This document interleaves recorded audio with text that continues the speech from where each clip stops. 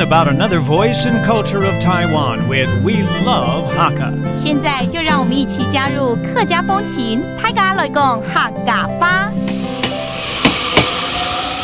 Hey, it's time for Hakka Training on ICRT. We're taking you to Taoyuan Dashi this month, and to find out about a place, I really think we should visit their old houses first. And that's exactly what we're going to do and see where Leo's going to take us.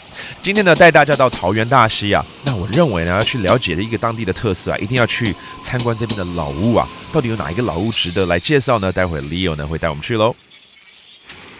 哇哦，这个老屋真的是历史悠久，它到底是什么人家，然后来自哪里啊？这就是种过秀才跟菊园的李腾芳，他的老屋，然后他们的祖先是来自福建诏安然后在这边落地生根了。没错没错。这边呢，我看怎么样？有什么不一样吗？许愿池你有零钱吗？可以借我一下吗？不是许愿池啦，它不是哦。你要丢钱丢给我就好了。我告诉你，这叫做半月池。对，有半月的形状。有哈。对。这半月池它有2个意义，一个就在风水上遇水则发，希望能够聚财。然后另外一个呢，就比较实际的功能它可以救火。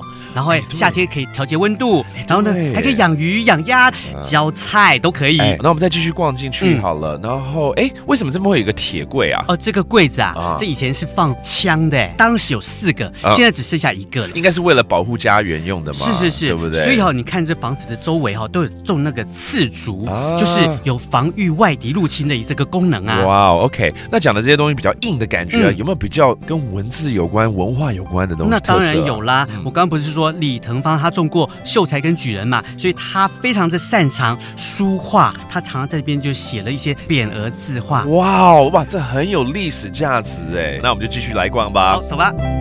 In Taoyuan's Dashi district, there is a beautiful heritage home left by an outstanding scholarly man.